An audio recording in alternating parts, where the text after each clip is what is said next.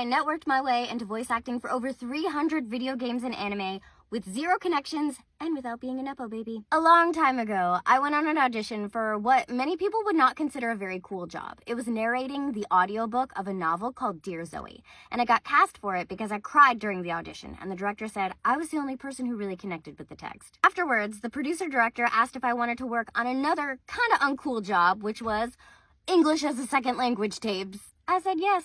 And good thing I did, because while I was on that job, I met a guy who was working on an anime. He told me that the director for the anime was having trouble finding women that sounded really, really young, like they were in middle school. And that's what I did. He asked me if I wanted to come to a recording session to meet that director, and I said, of course I would. That director decided to take a chance on me and cast me in Magical Do-Re-Mi.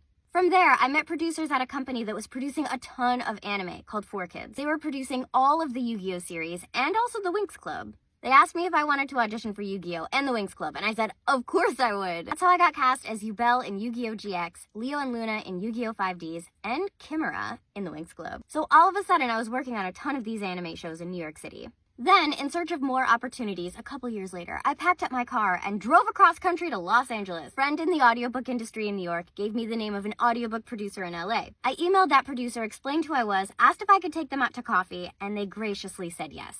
They gave me the name of a couple audiobook producers in LA so I could start working, and also the name of another actor. That actor was Dave Mallow, R.I.P. Dave was so generous with his time and his contacts. I think he saw that I was young and hungry and I already had a resume. He gave me the name of a number of casting directors and studios that he had worked with in LA and told me to email them. I cold emailed like 15 studios. One of those studios was Bang Zoom, who was also producing a lot of anime at the time, and since I had been working on a lot of anime shows, they called me in for an open audition. That one audition led to being cast in a number of shows. On those shows, I met a lot of directors who were working at other studios. Once those directors worked with me once, they knew that they could bring me in on their other shows and that I would do a good job. Meeting all those different directors led to me getting in with a lot of other studios in Los Angeles.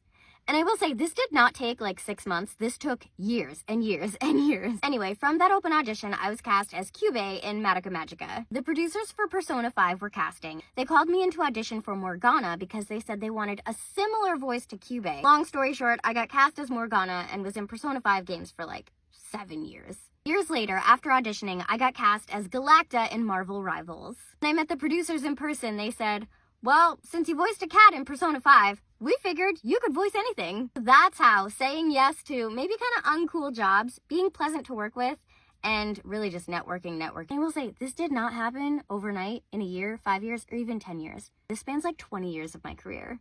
Or if you're just getting started, or even if you're 10 years into your journey, keep going.